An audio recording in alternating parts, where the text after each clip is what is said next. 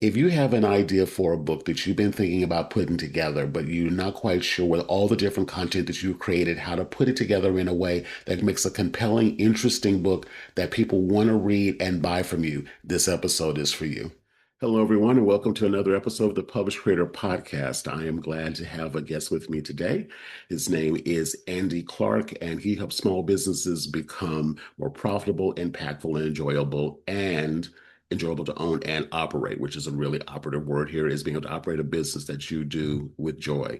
He is the author of a new book just released called Getting the Whole Pie, your step-by-step guide to a more profitable, impactful, and enjoyable small business, which attracted me immediately, hence why I asked him to be a guest on the show today. Andy, how are you?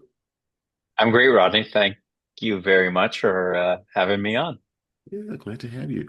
So you tell us a little bit about yourself before we jump into it. How did you get started in helping small businesses, and what inspired you to want to create this book? Well, that's a great question. I can go back a long time to where it all began, but I won't bore everybody with all of that sob story. The short version is I practiced law for 10 years. I was a business lawyer in Canada, so I'm Canadian. So for your listeners, that's why I speak this way. I speak a little funny. I'm Canadian, and I've actually for the last few years spending most of my time in Costa Rica with my wife and my four kids. So Canadian, living in Costa Rica, but if we go way back, I practiced business law for the first 10 years of my professional life. Um, After about 10 years, I realized I didn't love it, and I realized that I wasn't put on this planet to be a corporate lawyer, and so I did what some people say was stupid. What I look back on now and say was the best decision ever made, which was to leave the practice of law without a real safety net, Mhm. um, which was terrifying and which my wife didn't love for sure at that point. But I jumped into, I had enough connections that I jumped into some management positions in a couple of different industries. Tried my hand at entrepreneurship. I actually tried to sell wellness to lawyers for a couple of years, which was a resounding failure. So after about 20 years of being in, you know, professional life, both as a corporate lawyer, as an entrepreneur, a business owner, a business leader, a business manager, I sort of took stock of what it was that I knew, what mistakes I had made, what is it that I can help other people with, and really what am I inherently really good at? Like what is my natural superpower, right? As people like to talk about these days. And it's not always an easy thing to figure out because what you're naturally good at, you expect other people to also be naturally good at, which is not the case. We all have our natural strengths and abilities and our natural weaknesses. Um, and so what I realized was that my superpower comes down to two words, which is um, which which is disciplined execution, which is kind of like mumbo jumbo speak. I get it, but that's kind of what it comes down to: disciplined execution.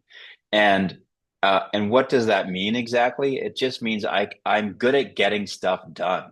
I'm good at being focused, at being at not being distracted by the next shiny object. And what really drove this home for me, Rodney, was my wife, um, who we've been married now for almost 25 years. Best decision I ever made. But she's just the opposite. She's a big picture thinker. She's a business owner, but she gets so distracted by the shiny object, by chasing squirrels, by and is not naturally good at getting things done. She's not naturally good at the day to day. Um, and so that's why we work well together as a team. And and so it really was a big light bulb moment for me to understand and realize that, most business owners are like my wife. They're big picture thinkers. What has made them successful as a business owner um, is not the same skill set that allows them to execute on their big ideas. And that's when I realized that, wow, so I have this thing, this superpower of disciplined execution that I can help business owners with because generally they're not naturally good at it. And so that's kind of how I stumbled into my consulting practice with small businesses is that, hey, Mr. or Mrs. Small Business Owner, if you're struggling with with disciplined execution, if you're struggling to reach your goals, if you're struggling to execute on your big ideas, I can help you. Make sense? Absolutely, absolutely. You hit on so many different points because again, I attract an audience who is self-identified as artist, creative. As myself, you would track typically who you are. And I know for all of us, myself included, is that it can be really like I don't want to say overwhelming, but it's like we want to do the part that really lights us up, that whatever it is, if you're baking cookies or you're a writer or you're, um, a painter or whatever, that's the thing that you're really, really great at. And that's what you want to do. But if you're trying to monetize it and make it a business, then there's, the things like, oh, I have to organize my time and I have to have certain tasks like doing things like doing my taxes and all of the drudge stuff that tends to get put off until like the 93rd hour where it's like, okay, I got to do this right now. Mm, And things mm, get overwhelming. And then we don't know how to hire or how to mm. bring in people because well, I can do it better and faster myself. I know, identify that way. And Yep. so, and so Yep. the idea of having structure around what we do actually feels like you're taking away my superpower, which is my creativity, my creative thinking, my reflectiveness, my artistry. And when you said about being disciplined, like that sounds like, oh, you're taking away my thing, but actually structured discipline actually allows you to perform even at a higher level in the thing that is your gift. And Yeah, that's what I took from that. 100%. Hmm. Yeah. I mean, We'll get back to the episode in just a second. I want to ask you a question though. Are you a content creator, YouTuber, podcaster, blogger? You have all this content and you've been told, you know what, you should synthesize this into a book, but you're just not sure how to put it all together. Well, that's why I created this masterclass for you. It's called The Five Costly Mistakes, Stopping You from Turning Your Content into a Paid Offer, a Book, or Both. In this free masterclass, I'm not only going to walk you through the five common mistakes that will stop you from ever taking all of this knowledge, all of this insight, all these information and tools and just good advice into a package, into a published book that will actually establish your brand authority and help you gain more traction, attract brand deals, sponsorships, coaching, consulting packages, whatever it is that you're offering. That's what this masterclass is about. So I want to invite you to sign up, grab your spot, secure your spot into the next free masterclass that I do. And as a bonus, when you sign up today, I'm going to give you my content to cash flow workbook. When you get this content to cash flow workbook, it'll actually help you take inventory of your current content that you have, look for the opportunity that you can now transfer into a book, and then we can discuss that on the masterclass when you come and join us. So reserve your seat now. We'd love to see you on the next masterclass. Now back to the episode. the short version of that is structure actually creates freedom. It's kind Hmm. of like an oxymoron a little bit, and it takes a while for people to get their heads around this.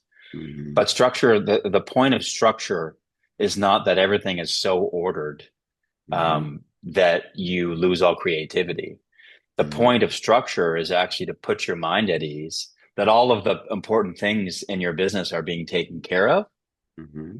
And once that mind is at ease, that's when creativity can flourish. Exactly. Exactly. Exactly. Well, now that we've established that clearly you're the person to help us as creatives be able to develop that mindset around structure, let's move right into my first question I have for you today, which is at what point did you realize that helping business owners just wasn't advice, but a repeatable framework that eventually became your book, The Whole Pie, Getting the Mm. Whole Pie? And let me ask you this question too: why was it important that you capture that as a written book as opposed to just verbally talking about it? Yeah, well, I think it goes back to kind of what I was talking about earlier in terms of when did I realize this is Mhm. I think for everybody at a certain point in their evolution as a as a professional as a a business person, a leader, a human being, a member of the community, whatever it is, um, at a certain point you realize you've had enough experiences, both positive and negative. You've learned enough things, you've made enough mistakes that that some knowledge of what you know can help other people. So then it becomes an exercise in figuring out what is that some knowledge of what you know, and then how can you apply it to, and who can benefit from that. And so, like I said earlier, it was this evolution for me of finally realizing that this is my superpower. And this is a group of people that don't generally have that same superpower. They have other superpowers. Um, like I'm not naturally a big picture visionary thinker. I'm okay at it. Like I run a business, so I need to have some vision. I need to have some good ideas. But what I'm naturally better at is the actual execution of ideas rather than coming up with all the best ideas. And so I realized after 20 years in of for a long time not knowing anything, really being the dumbest person in the room, or at least feeling like it. Like when if there's any of your listeners that have ever practiced law, they can probably resonate with the experience of basically feeling stupid all day, every day. Because you graduate from law school, you think you know a bunch of stuff, and then you actually start practicing law and you realize you don't know anything. um, uh, and you're surrounded by people every day that know more than you, or at least you think know more than you. And it's not a really fun place to be. And so it takes a while, at least in my experience, to get to the point where you're comfortable and it's like, you know what? I know a bunch of stuff and I'm comfortable enough in what I know and in my experience to say, I don't know this or I don't know that. Like I feel like that's a big turning point in the evolution of a person and as a professional is getting comfortable with the I don't know. Because in order to be comfortable with I don't know, you do actually have to have to know a bunch of stuff. So all that is to say, Rodney, that it's it's getting to that point, realizing that point, and then deciding, okay, here's what I do know, and here's who I can help with that knowledge. Um, and then in my, to answer your question about, why did I want to turn that into a book, or when, kind of when did I realize that turning this knowledge into a book would be a good idea?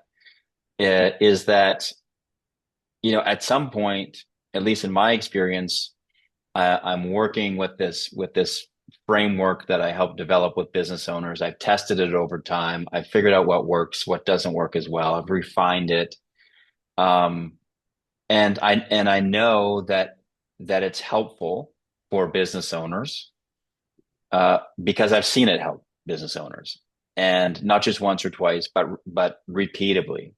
So you get that confidence that hey, this stuff actually works. Great.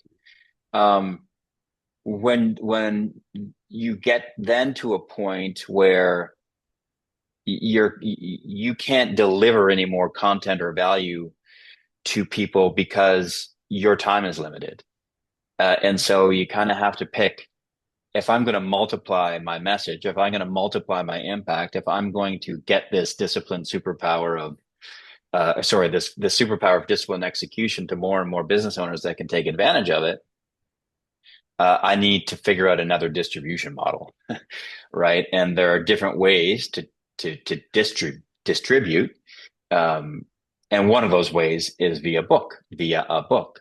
So rather than a business owner paying me thousands of dollars to work with them one on one and to take them through the framework specifically in a bespoke way for their particular business circumstances. Now, in book form, there's an entry point that's $20, and a business owner can pick it up and very quickly say, "Wow, this resonates with me. This can help me. Great, I'll dive in a bit further." Or, you know what, this doesn't align with what I'm trying to accomplish with my business, and I'm going to look elsewhere. Either way, it's a positive outcome. So that's kind of the evolution of me getting from this is what I know, this is me testing it, trying it out, and now this is my distribution model to get it out to the world in book format. That's good. You know, I've never thought in terms of frameworks. That was something that I was introduced to about a year ago, interestingly enough, by an attorney. Mm-hmm. And again, being the creative, it's again, scraps of paper, sort of in a sense, and there's a piece of paper and a magazine clipping over there, and something over there, and then not really realizing that there is a repeatable way that I pretty much have been working with everyone as opposed to everything kind of ad hoc. I used to joke years ago that when someone would, I talked to a prospect I wanted to possibly work with, and they asked me what I would do, and I said, "What do you need?" you know, Yeah. and it's sort of that, and I think that's how many of us, sort of operate. But actually, again, going to that word structure, having a system and a process, it helps us as the entrepreneur be able to organize our thoughts and our talents Mm-hmm. and our skills in a way that is easier for us to communicate to other people, whether you're doing a book form or not. So, with that said, I'll use me as an example here. Um, Many creators, we feel that our expertise is, like I said, messy, hard to articulate. So, what advice would you give to help us take what we know and shape it into a clear, teachable system that others could follow? Yeah. So I'll just address first like why frameworks. Hmm. Um, it's because, in my opinion, there's a simplicity to a framework.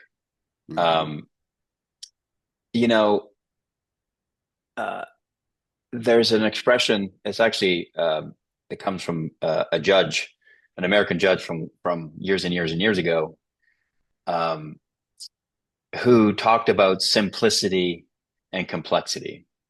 And uh, the quote is something along the lines of, "I wouldn't give a fig for simplicity on this side of complexity, but I would give my life for simplicity on the far side of complexity." And what does that mean? That means in this context that a framework is important because it's simplicity on the far side of complexity, meaning it's it's able to take complex ideas and strategies and insights and experiences, etc., and reduce them to their essential components in a simple framework.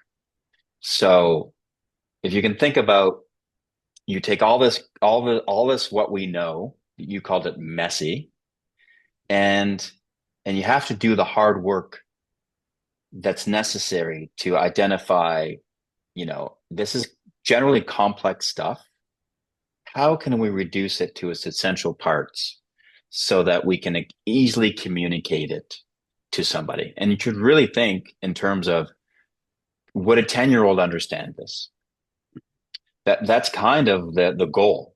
Um, for me, with my audience, busy small business owners they're already overwhelmed, overworked, they don't have a lot of time to, absorb new material. So it has to be structured, at least in my opinion, in such a way that it's easy to grasp. The concepts behind the framework might be complicated, but the framework itself can be very easy to understand and grasp. Um, and I guess that's the value of a framework. Uh, when you see a framework that's been developed, you often look at it and think, oh, well, that's simple. I mean, of course. But what you're missing is everything, is all of the complexity that went into creating that simple framework. So that's really the value of the framework, is you're getting all the complexity Mhm. that you didn't have to do yourself, Mr. or Mrs. Business Owner, because somebody else, in this case Andy Clark, has reduced it down into a repeatable framework that you can implement into your business step by step at your own pace, on your own time, and get the value. So that's sort of my theory on frameworks. And if you like, I can talk a little bit more about uh, some ways that people could take what they know and reduce it to a framework. But that's kind of the value that I see that frameworks have inherently, no matter what the framework is. Yeah, absolutely. I'd love you to do that. I kind of liken what you're saying and how I've sort of wrapped my head around the concept of frameworks myself. I love to cook, and in particular, I love to bake. And there's a science to baking. Like there's certain ways you have to prep each component in order for the final thing to come out. And if anything, even the quality of the ingredient, but not just that, but the timing of which everything gets put together really does impact whether or not it comes out the way someone else would show you. So I sort of like the word recipe myself Mm, personally, hmm. but that to me sounds like what you're talking about, at least as I've been trying to wrap my head around the concept of frameworks. And I was looking at it one day and I said, oh, it's kind of like a recipe. It's kind of like, okay, you have to Hmm. do this and do this, and then you combine these two things together, and it's timing. And why do you have to only put like one egg at a time? Why can you just dump everything Right. whole, Yes. in the pot at the same time? So that's kind of how I've been able to wrap my head around it. But yeah, I'd love to hear your Yeah. how to help someone. It, it's I mean, recipe is a great word. Mhm. And if you look at sort of the metaphor for the framework that I developed, which is called the whole pie framework or the Mhm. whole pie system. Mhm. The P and the I and the E in pie, they stand for profit, impact, and enjoyment. So ultimately, what I help business owners do is to achieve more profit, create more impact, and experience more enjoyment in the owning and operating of their business. And so that's where whole pie came from. But it's not unintentional as you use this word recipe, that there's that pie metaphor for baking, for getting that whole pie, for actually what goes into baking that. And you're quite right, to apply recipe, as another word that you could kind of use for framework. The only slight difference I would say is that the whole pie framework, as it applies to business, there are parts that you would do once.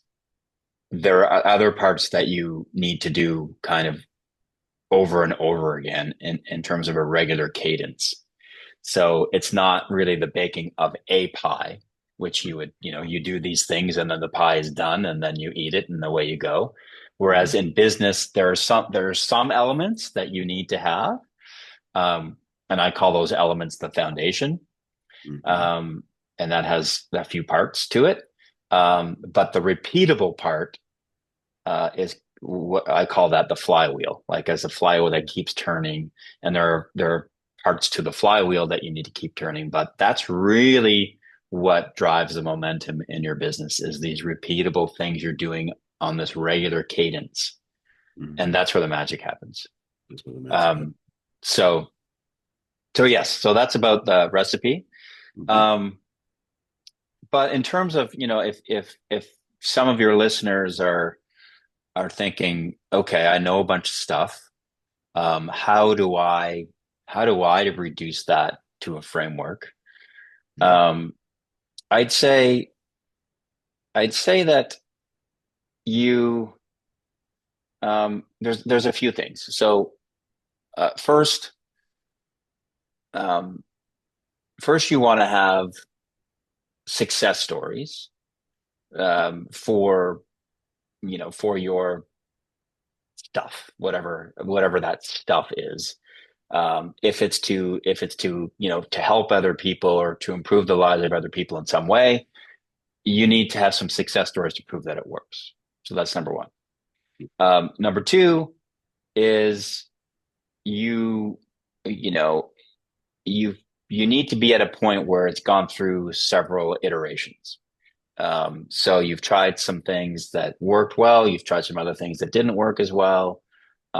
So I liken it to um, I'm from Atlantic Canada by the ocean, and now I live in Costa Rica most of the year, also by the ocean. So I'm kind of like a maritimer, need to be next to the sea, and so I liken the the evolution of a framework um, and the development of a framework to like the as the tide comes in and the sea kind of shapes and polishes those stones and rocks um, by the seashore. That's kind of what happens. You need some time for and some experience and some testing in order to ensure that your stuff, whatever that is polished enough. Doesn't have to be perfect, but it needs to be sort of polished enough so that it's kind of ready for prime time. Mhm. Um, and I would encourage people not to get sidetracked in the pursuit of perfection. Like my framework, it's pretty good. It's actually, I would say, really good. Is it perfect? No. But is anything perfect? So don't get sidetracked by perfection. But when you feel that it's polished enough through time, experience, trial and error, um, then I think you're ready to turn that into a framework that you can, release onto the world in whatever way you choose to distribute that. Um, and then sort of the last thing I'll say about that for now is that when do you know that it's time to release this framework out to the world? At least in my experience, it's the point at which where you're maxed out in your ability to deliver this stuff to the world. So you need to find this distribution channel uh, uh, for your stuff, whether it's a book, whether it's online courses, or whether that's whatever it is, a mastermind group where you can go from one-to-one interactions to one-to-many interactions. There's lots of different distribution models, but I think, at least in my experience, what you feel is that, oh, now it's time. I'm limited in my ability to get this to the world. Um, Now it's time to nail down this framework and then pick your distribution model and go. You know what you made me think about as you were talking about it is I'm a real big believer in workshopping an idea, whether that is a literal workshop with a group or workshopping an idea even with an individual person, one-on-one situation. And as you were saying a moment ago, to get those earlier, those testimonials, if you will, or those case studies. I like the word case studies much better.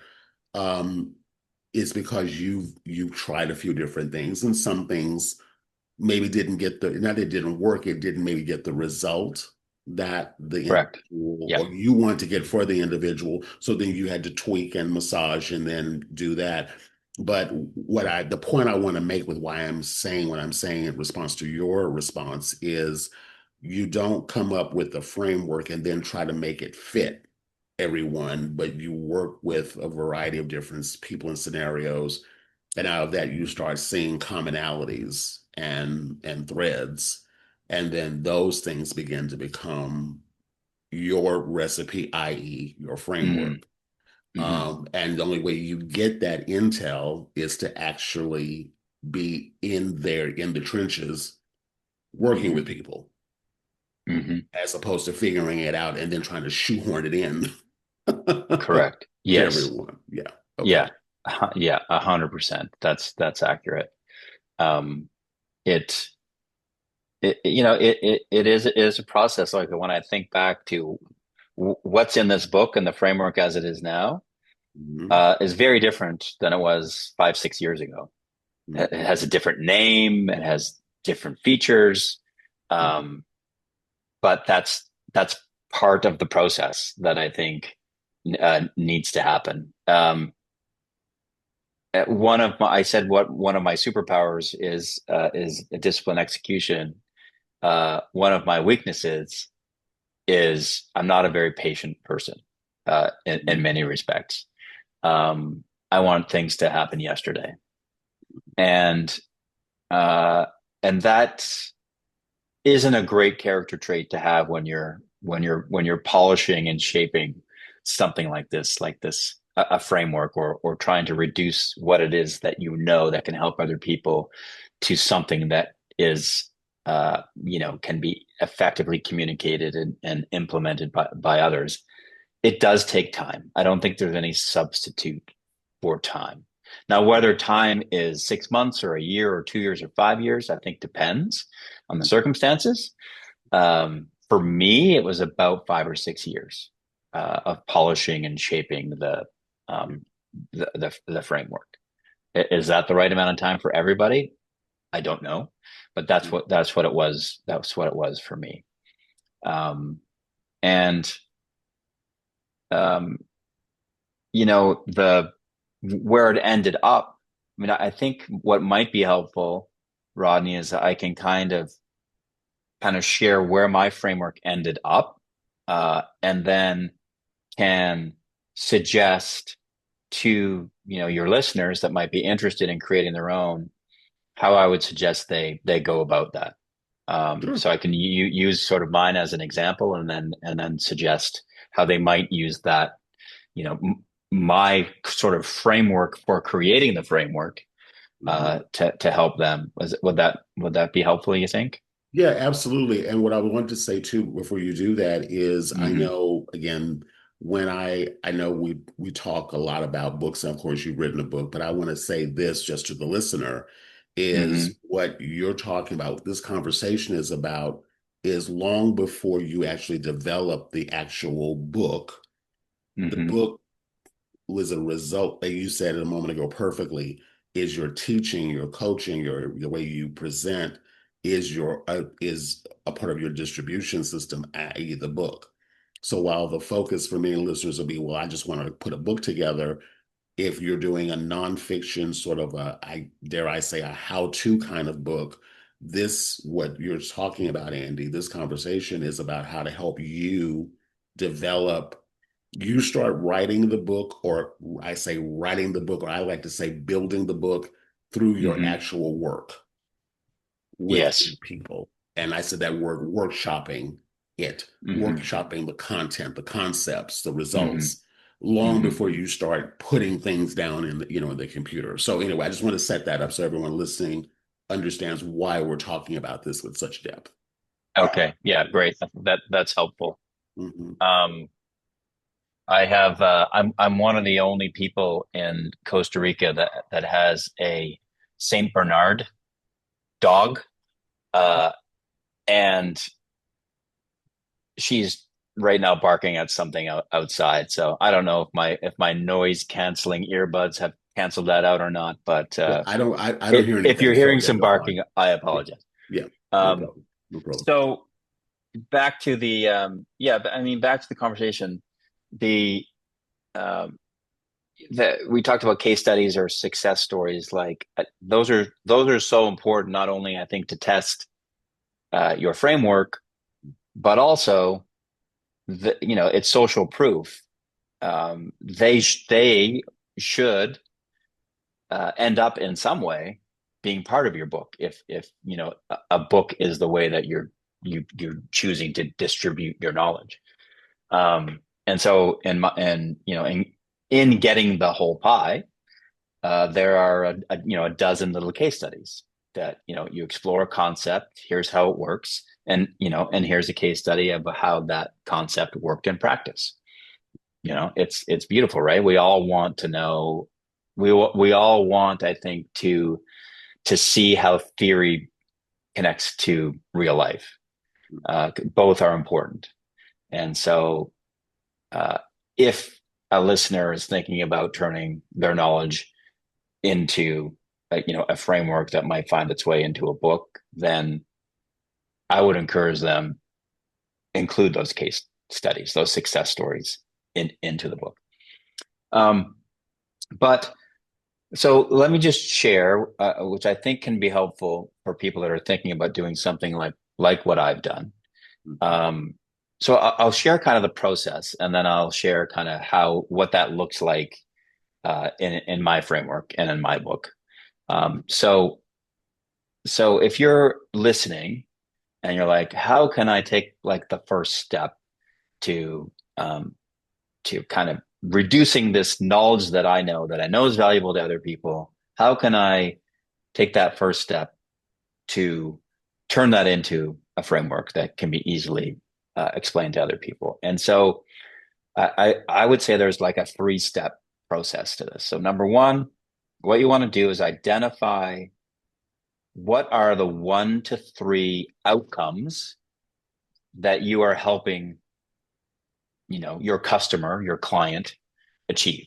So at the end of the day, a customer or client is not buying what you have to sell because of all the features of your framework.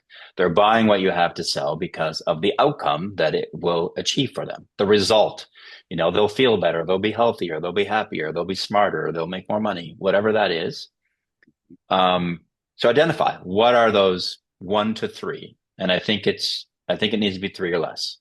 Um, for me, it's 3, as we've talked about. It's more profit, more impact, more enjoyment. So 3 outcomes that we work to achieve for my clients, which are small business owners.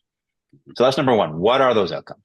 Number two, what is the process to achieve those outcomes? And this is important, and I think in 8 steps or less. So I think anything over 8 steps is too much and it's too complicated. So 1 to 3 outcomes. Okay, great. How do you help your customer, your client achieve those outcomes? And in 8 steps or less, or 8 components of the framework or less is another way to put it. So you might say, well, that's that I couldn't do that. Like that, it's very involved. It's very complicated. It's very this. It's very that. Well, that's the challenge. That's your challenge. Is you have to reduce that. We talked about earlier about simplicity on the far side of complexity. It's your job to take that complexity and to reduce it down to its essential elements, which are 8 things or less. So in my model, my 3 outcomes we talked about: more profit, more impact, more enjoyment. And I have the way you can either look at it as 2 steps or 8 steps, because I have 2 steps that each have 4 components to them. So I have the foundation. So first of all, we work together to build the foundation of the business. And what do I mean by foundation? I mean purpose, planning, people, and process, called the 4 Ps. So we look at those 4 things. That's the foundation of your business. Some businesses have solid foundations. Some businesses have very leaky foundations. I meet a business where they're at, and we work to shore up the cracks in the foundation. So that's step 1, that has 4 parts to it. Step 2, that also has 4 parts to it, is what I call the flywheel that I mentioned earlier. And these are the things that are recurring in nature. They have a recurring cadence. And the 4 parts of that are clear ownership of roles and responsibilities, the right metrics, great meetings, and the right decisions. So I won't get into what each of those means, but all 4 of those things kind of work together in a loop that you do kind of week after week, month after month, quarter after quarter. And that's it. So, fairly easy. I was just able to communicate that at a high level in, about a minute. So I've got three outcomes, and then I have, we can call it 8 steps, the Mhm. 4 steps of the foundation, the 4 steps of the flywheel. Mhm. So if we're getting back to, what are the 3 steps as a listener that you can do? Number one was identify the 1 to 3 outcomes. Mhm. Number two is map out the process to achieve those outcomes in 8 steps or less. And then number three would be to map out what I call the customer journey from current state, where they're at now, to outcome achievement using those 8 or less steps that you've identified. So where does customer start? What are the hoops they have to jump over in this 8 step process to get to the achievement of whatever the outcome is? And it's nice to have a visual of that, a customer can see that, okay, I'm going to start here. I'm going to do that, and that, and then I'm going to get the outcome. Great. So hopefully that's simple enough as a little mini framework for your listeners to be able to do. Well, I can do that. There's only 3 things I need to do. I need to figure out the outcomes. I need to figure out an 8 steps or less process to achieve the outcome. And then I just need to map that out in kind of a visual way, how customer gets um, from current state to achieving the outcomes that you're delivering. So as I explain that to you, Rodney, does that make sense to you? Absolutely, absolutely. Well, what my mind absorbed all this, what you just said, and what I hope listeners take from this is again, when we are in the trenches doing our thing, and we have all the different new, we have all this in our head about how we kind of do things. Most of the time, I'm using myself as an example here. I'm not even thinking about what I'm actually doing from I'm going to teach this to someone else. I'm just doing it. What I took from what you were saying was taking the time, although it may not seem all that inspiring, although I found it very inspiring, is simplifying how I talk about what I do and how I help in a way that doesn't go down tangents, that doesn't like, we tend to many of us tend to feel like we're providing value by giving the person everything we've ever done, every experience we've ever had, every I thought, every note, every scribble, and the Mm, individual trying to get the transformation, which is why they're talking to us to begin with, whether it's a book or mm, written or whatever, they don't need to know too much. all of it It's just too much. because Yeah. but many times, well, I'll just use myself as an example, feel like I'm giving more value to you if I'm telling you everything. I'll go back to the Mm, cake metaphor as an example. Well, if you go to this particular farm off this side road and get these particular eggs, it'll make the cake better than if you just say, go get eggs. right. Um, so what I like about this is, again, to me, I'm taking this as we're disciplining ourselves to streamline, not take away, but streamline how we talk about what we do and the transformation that the person we work with is actually buying, whether it's written, whether it's taught verbally or audio, Mm, video, whatever, hmm and that it actually enhances the experience for us as the provider and provides a clear transformation that the person on the receiving end can hear and go, I want that outcome. And if you can help hmm me get it done with as few moving parts as possible, that makes it easier to get to the yes. hmm That's what I took from what you said. Yeah, you're exactly right. And you can think of, you know, what are some, uh, what are some frame, you might not even think that they are frameworks, but they are. They're just kind of in our, like, Mhm. in our culture. Like you think about this, the seven steps of highly effective people, right? Like we've all heard that. Um, that's a framework. We think of it as a book, but that's a framework. There's 7 steps. Okay, I can learn 7 steps. Boom, boom, boom, boom, boom. Okay, I can be a highly effective person. Mhm. Um, I heard one time somebody say, that there's author Eckhart Tolle. I don't know if you're familiar with Eckhart Tolle, but he was very popular. I don't know if he's still as popular as he was, but he burst onto the scene with really like dense um, books that were kind of uh, life changing for a lot of people, but very dense and kind of hard to even articulate to other people.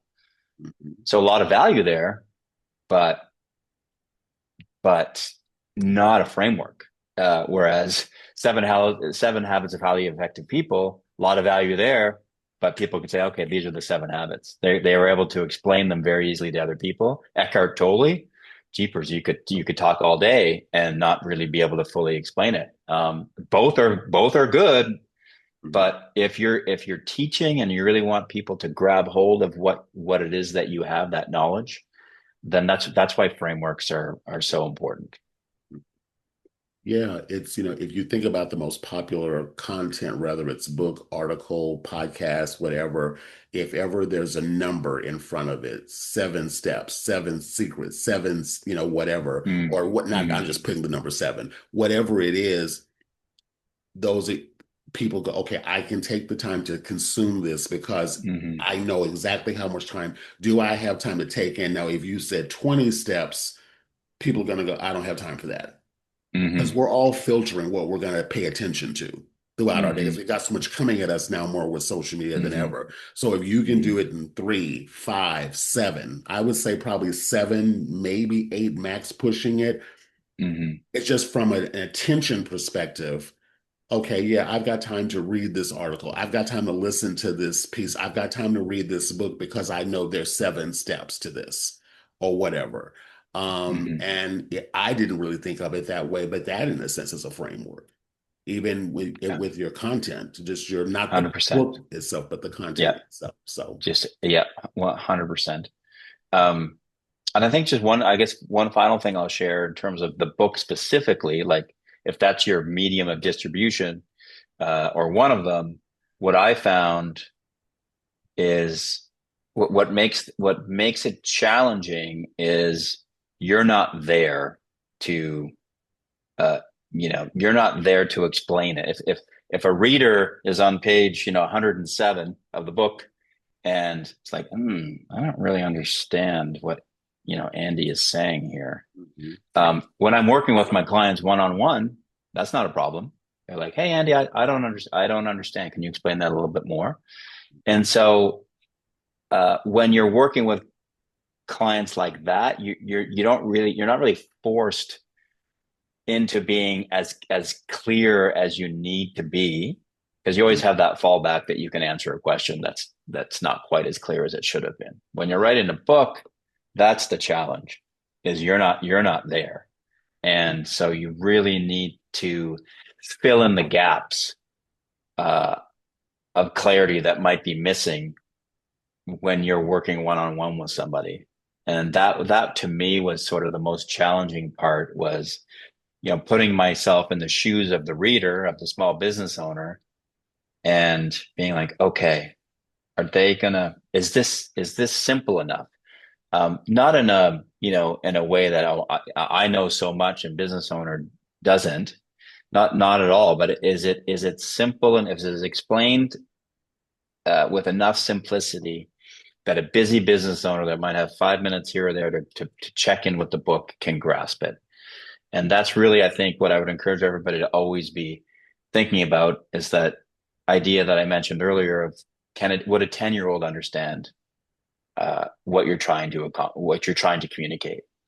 And that's what was going through my head all the time when I was writing this book. Could a 10-year-old understand it?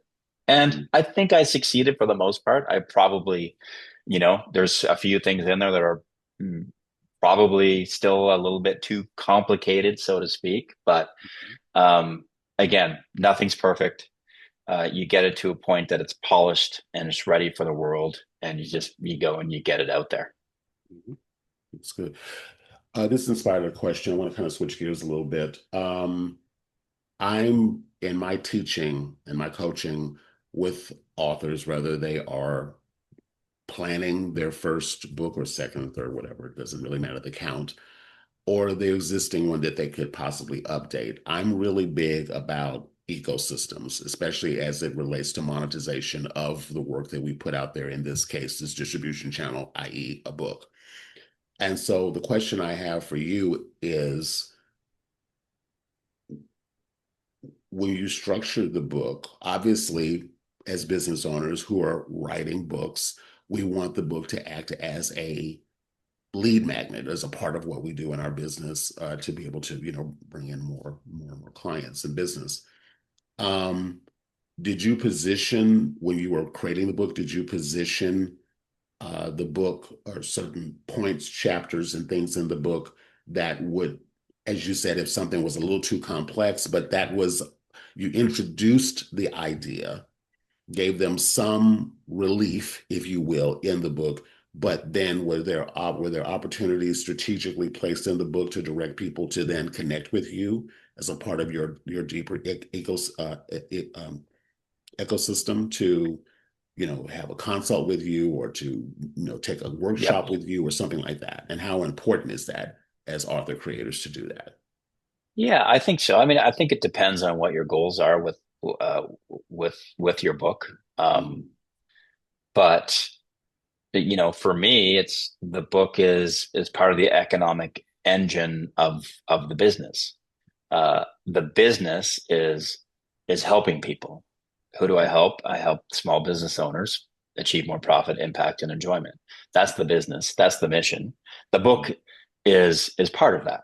Um, and, and great. I mean, people will buy the book. That's lovely. But really, the value of the book is in the sharing of the ideas that are in it, and people will either resonate with those ideas or they will not, uh, Mhm. and and both are fine.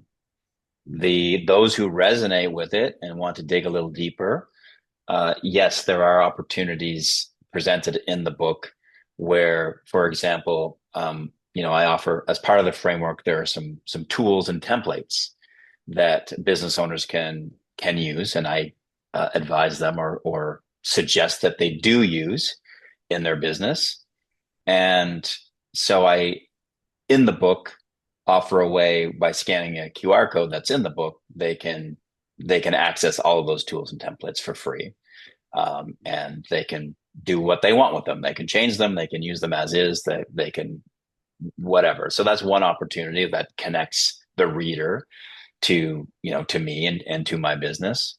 And then another opportunity that's expressed in the book is, hey, if these ideas resonate with you, if you like this framework, if you think it can help you, but you either don't have the bandwidth yourself, or you don't have somebody on your team that can kind of take ownership of what's needed to implement these steps uh, into your business, then hey, reach out to us, and one of our coaches, which I call a guide, a whole pie guide, um, can help you.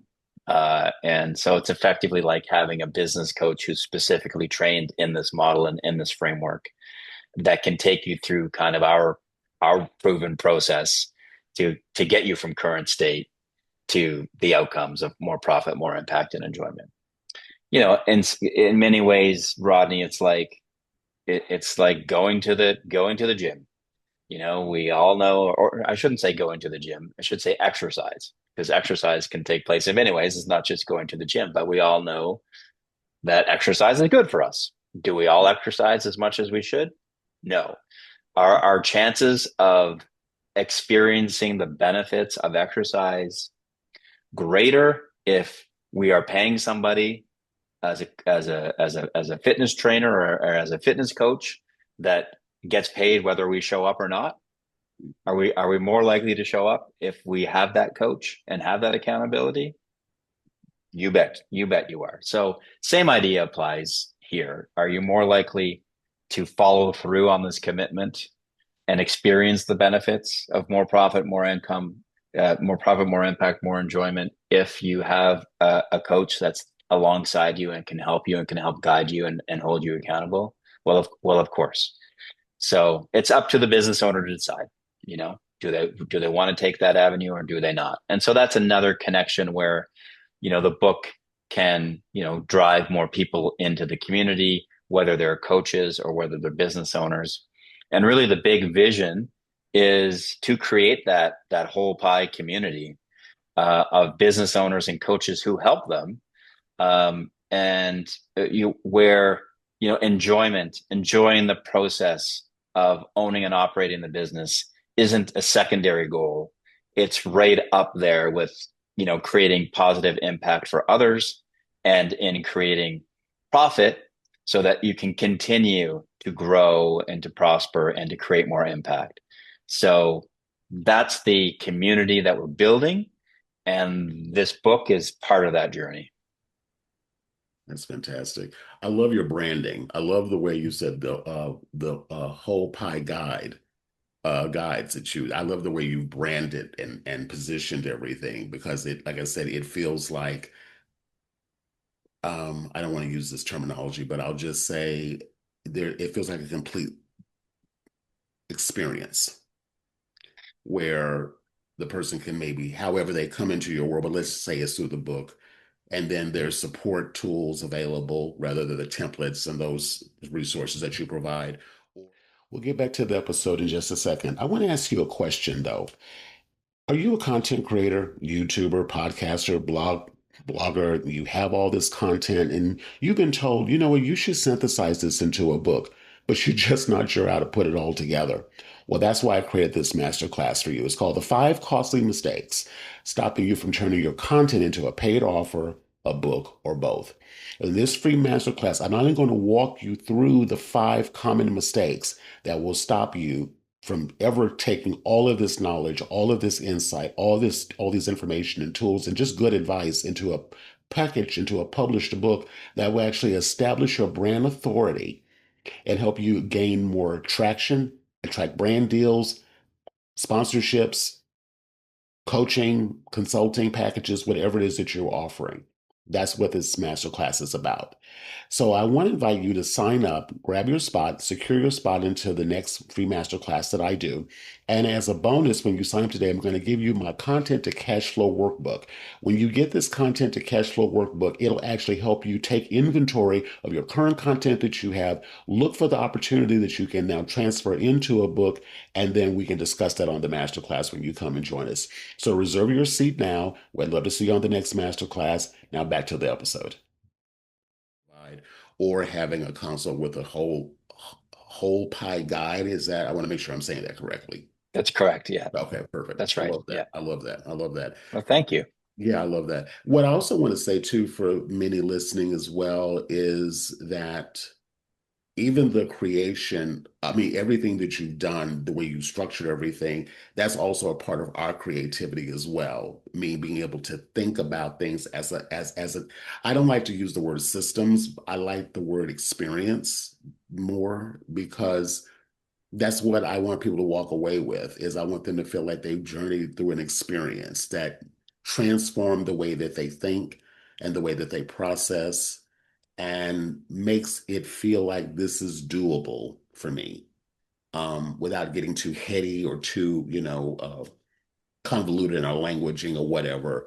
But this is something I can take like a recipe. I can come back to recipe. I can take this and I may not know how to cook, but I can follow this. If I just do this and this and this and this and this order, I will get the result that could lead to the next thing that I want. So I want to just take a moment to acknowledge the you for structuring this in a way where it doesn't feel like I don't even know where to begin with this. Mm. Yeah. To Yeah. synthesizing it down in a way that it feels actionable, doable, and dare I say, actually exciting and interesting to want to actually Mm. develop it. So Mm. I Yeah. Well, thank you. for that. Thank you. That's actually one thing I was striving for, where some of the other models and frameworks that are out there that are designed for business owners, Hmm. it's good, a lot of good stuff, Hmm. but, there's one in particular where, you finish it, the book that describes the model or the framework, and the first question you have is, okay, where do I start? Hmm. And I didn't want that to be the experience with this book. It's very clear. If one thing's clear, it's very clear that this is where you start and this is where you finish. Hmm. Now, again, that might not be the way that that people's minds work, that everyone's mind works. Not everything maybe is linear, or not every business owner or creative or person wants to go through a linear process like this.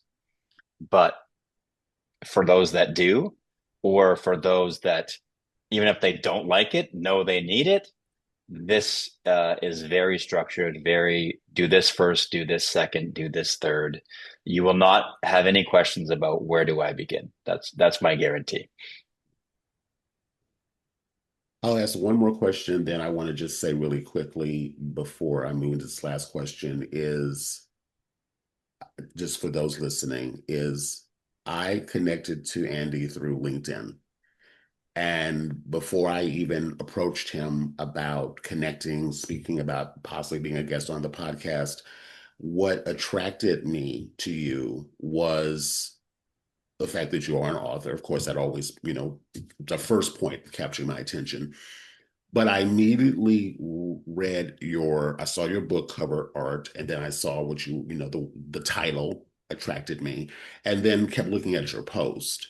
And the point I'm going with this is for author creators, languaging is critical. Like the way that we language our work or what we're doing, the words we use, the titles we name things, the artwork that we pull, people need to feel that instantly, like, oh, I want to learn more about that. Like, even if I wasn't doing the podcast and I wasn't doing all of this right now, I would still look at what I saw when I saw your first impression of your book, because the way that you languaged it, the word, the copy, the artwork, it drew my eye in because it immediately connected to an issue that I personally feel I experience. So I just want to say to listeners is when you're putting out your work on social media, be very cognizant of how you're languaging things, and be really, I believe the way you can get better at languaging, be it whether it's audio, video, written, is to actually have that in the trenches experience with the people that you want to work with so that you understand what is the way they language, what's the things that they come with, and just say, this is what's hurting, this is what's bothering me, this is what's not enjoyable for me. um, because in understanding that, then you're able then obviously to know what to do to, if you can, to help them literally physically, but also how you can translate that into your social media marketing and all the things that you do to try to get attention, because all of it's about getting attention, at least in the initial thing, and then of course deep diving when it feels appropriate to do. So I just want to say that that's how I connect, and I just want to have the listener know to give it some time to think about that. And if you're ever unclear, interview people that you've worked with. It doesn't be a formal podcast, but just interview them. Say, hey, can we hop on Zoom for like 15, 20 minutes and just kind of workshop out and see what's going on with them, because they'll tell you exactly they'll tell you where the pain is. They may not know why they're in pain, but they'll definitely tell you this hurts. I don't like this anymore. And it's able, I think, I personally feel like it's the first step in the ingredients to help you to be able to start to develop that framework if you have not yet done so, or improve the one you currently have. Do you have any Great. thoughts about that, Andy, or anything to follow up with that? Yeah, I mean, it's great advice. I think also it comes with experience and trying things and what works and what doesn't. I don't know that there are any magic bullets, but just, you hear the word authenticity and be authentic a lot, kind of gets overused a little bit. Mhm, But the more I experience what I'm doing, the more that word feels important to me, mhm, in terms of just be who you are. Um, ChatGPT might tell you to do all of these things, to market yourself or your business or whatever, but it just might not be you, right? It just might not be the way that you want to show up in the world. And I think more and more, which comes with experience, is you just need to listen to your gut and be guided by your gut, um, which I consider to be your body wisdom telling you, this aligns with who I am and my core values, or it doesn't. And show up in a way that aligns with that. So I don't know if that's too out there or too airy fairy, but that's really one of the things that I'm learning to be true more and more every day is just be yourself. Just be yourself. There's no sense being somebody else and then getting on a call with somebody and they can see right away that you're not who you were portraying to the world that you were, right? Yep. So Yep. um you can the obvious example in this day and age is our dating apps where what's the point of putting something on a dating app that's not you, and then Yeah, what do you they get on the call date. what do they call it? Catfishing or something. Yeah. So just, Yeah. just be yourself, for sure. And I appreciate your positive feedback on the branding. I can't take credit for the branding. That's not my strong suit. I Mhm. find people who are good at that stuff and they help me out. So that's it. That's a shout out to them more than it is to me, but thank you. You're welcome. You're welcome. So I want to ask this last question because I feel like we've covered so much, but you said this repeatedly, so I want to make sure we close with this. Um, Profit, impact, and enjoyment is the heartbeat of your system. Which of these do you see creators and small business owners neglecting the most? And what can we do immediately to start addressing that? Yeah. So great question. I mean, I think in most cases, not all cases, but in most cases, it would be enjoyment. It would be uh, a business owner who is basically putting themselves last. Uh, Customers come first, employees come first, suppliers come first, business owner comes last. Mhm. Maybe even family comes first, spouse comes first, but business owner definitely comes last. And you see that a lot, and it's it's sad and if not heartbreaking to watch somebody in that circumstance. I have such like uh, you know, if someone asks me like why am I like the big picture, why am I doing what I'm doing? And is that I just have such respect and admiration for the small business owner. Because of I say this in the book and I literally mean it and think it to be true, is that small businesses and small business owners, they make the world go round. They're the fabric of our communities. They're the ones that sponsor the soccer teams. They're the ones that create jobs for people. Um, Yet they just don't get enough, I feel, support and credit for all the hard work and for all the risks that they take. And particularly in Canada, that's which is my the realm of most of my experience. Government red tape.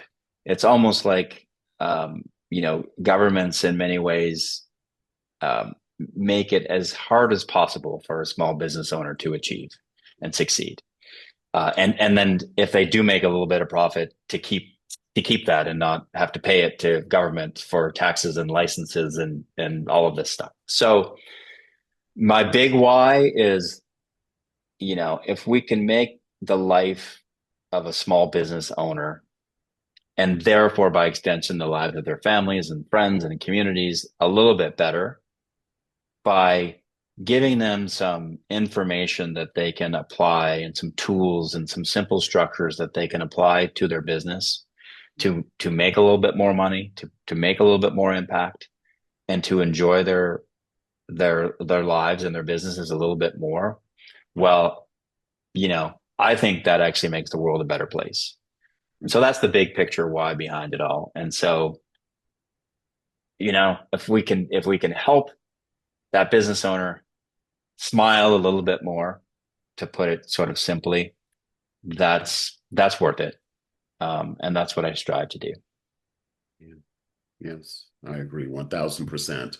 I've been well, I'll say self-employed for now going on. I started in 2006, 7, and I wouldn't trade my worst day in my quote unquote business than I would for when I had a corporate job. Um, it really is to me the ultimate creative experience, but also the ultimate self-improvement experience because it tests everything about us. Every thought we've had about ourselves, it tests it. There's no part of it. What does someone say? Being a business owner is the greatest self-improvement course you'll ever take because it Hmm. tests every part of you. Hmm. Uh, Mm. I to would be I would put I would put parenting next to that as well. Being a parent. I don't have They children, kind but of, yes, I can see yeah, that. I can see yeah. that. And So, but yeah, so, yeah, no, I agree with you, Rodney. It's you know, I came at it later. Like I didn't study business in university. mhm. Um, you know, I did an arts degree and then I went to law school. Okay. Um, then I ended up becoming a corporate lawyer, and that was kind of my introduction to business. Really, was working with business owners and trying to understand, you know, the problems that they were having. First, from a legal perspective, but then what I discovered was I was more interested in the sort of the operational side of things than I was in the legal side of things.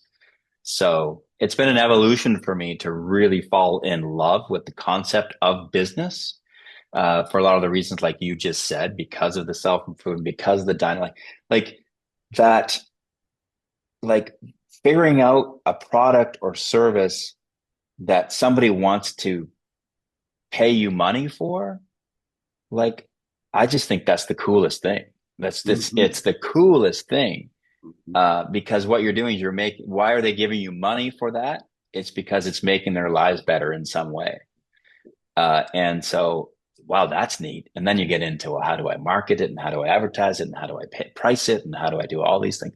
So I just think that business in and of itself is a fascinating domain and discipline. And I'm learning every single day. And one of the things that I love working with business owners across industries is I get to learn um, more so probably than they do. Like I learn from them more than they learn from me. I mean, what a wonderful way to make a living when you get to learn from other people like that. So I could go on all day, but we probably need to wrap up. Yeah, we'll wrap it, yes. But thank you again so much for just agreeing to, connect with me. I really, like I said, I immediately saw the post, the book. I immediately knew personally I was interested whether or not you and I actually did an interview together or not.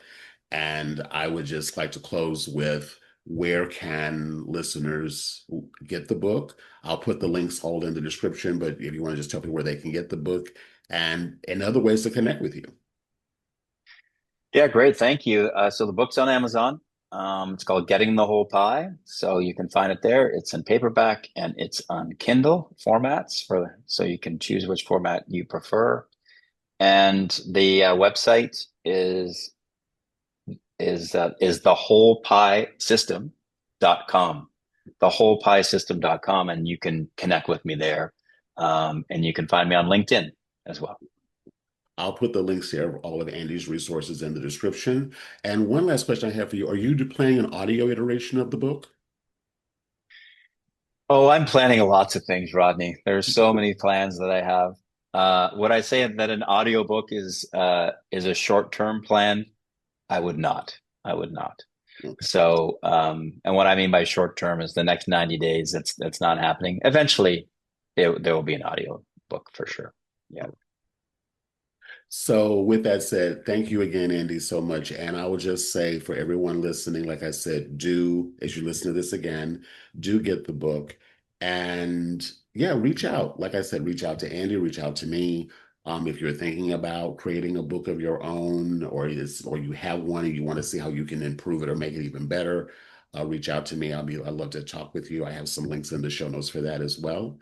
And with that said, just keep creating because the world needs our brilliance more than ever. And they need our positivity and our light because we need that as well too in great depth. right now. So thank you all for listening, and I'll see you on the next episode of the podcast. All righty.